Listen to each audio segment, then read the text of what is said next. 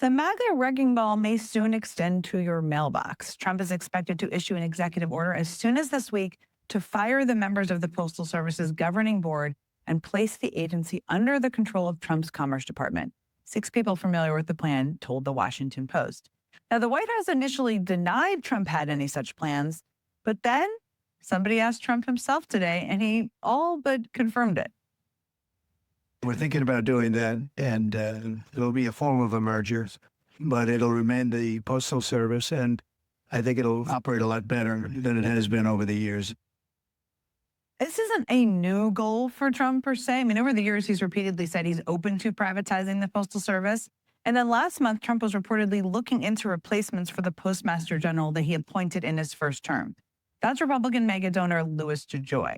Now, for years, Democrats begged President Biden, I was there for a number of these years, to fire DeJoy. But the Biden administration concluded they didn't have the legal power. So why would Trump want to fire him now, illegally?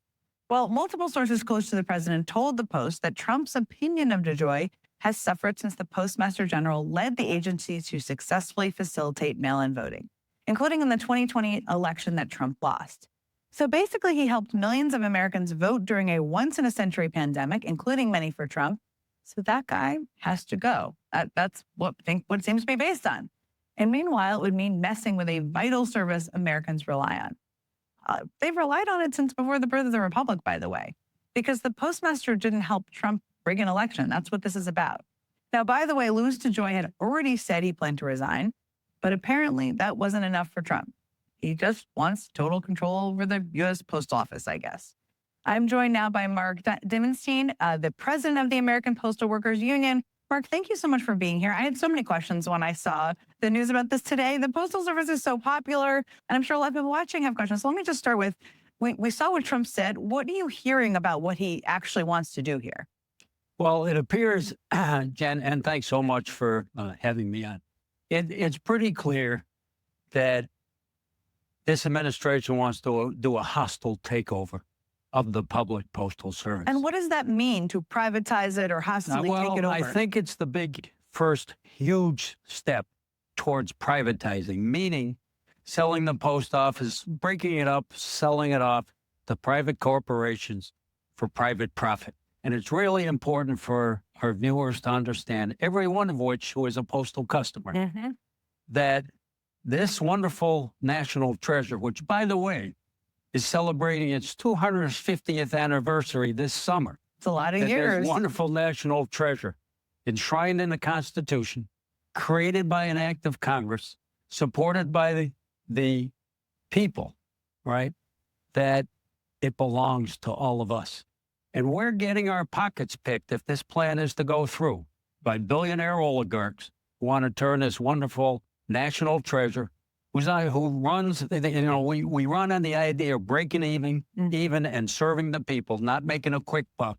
We go everywhere to 167 million addresses every day and sort and transport and deliver mail.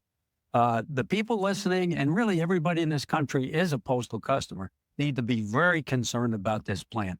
It doesn't belong, the post office doesn't belong to one person, whether it's Elon Musk or a billionaire or an elected person. It belongs to all of us. Yeah, we love getting cards in the mail from grandma and all sorts of things. Let me play, I mean, you and I don't need to be in the head of Trump, but I think people are trying to figure out, why did this happen? Let me play a little bit about what he said about that today.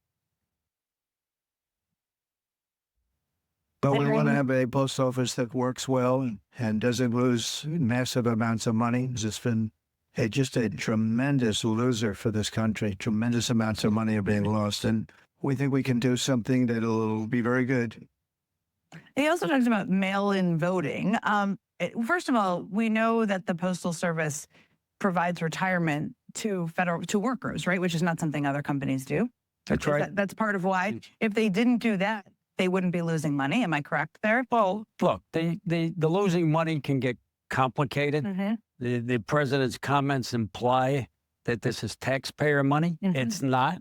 Postal Service, almost all of it runs off its own revenue. We're not on budget. Postal Service is going through a difficult transition. There's no question that the habits of the people of the country have changed in the way we communicate with each other. And certainly letter mail is down, but packages are up. And in that transition, we believe that the post office, while things are changing, is going to be absolutely necessary, popular, needed by the people of the country. And when I talk about the people, I'm not just talking about the individuals. I'm talking about the business community, talking about e-commerce. I'm talking about the democratic right to vote and so on. So the inflation affected the post office deeply. And last quarter, they were in the black. So it's not all gloom and doom by any means. Well, I want to ask you that question because he keeps on throwing out that accusation, which, as you just explained, is not exactly an accurate depiction of what's going on with the post office. Let me ask you just about this accusation about mail-in ballots and voter fraud. I mean, just to state, voter fraud is of all kinds is extremely rare. 35 countries use mail-in voting. And in 2020, the post office was one of the ways that millions of Americans could vote. Do you think that's at the root of this? I don't know if it's at the root of it or not, but it's a very good point because that was in the middle of a pandemic. So the Postal Service, including the managers, and of course the workers that we represent that are very dedicated to the mission and the people of the country, we enabled tens of millions of people to safely have access to the ballot box. What could be more cherished than that?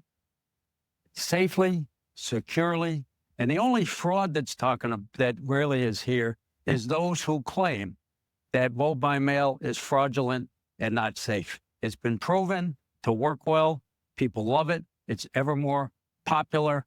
And it's a wonderful underlying reason of why we need a public postal service that can serve everybody. Universal service, no matter who we are, where we live, urban, suburban, rural, low income, high income, every nationality, every race. It's here for all of us.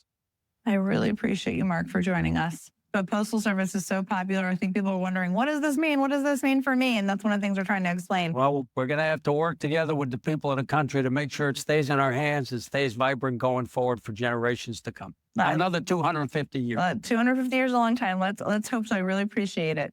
Coming up, as millions of dollars pour into the Wisconsin Supreme Court race, we were talking about this last night, which is the latest target of Elon Musk's big money machine. The woman who's running, she joins me next.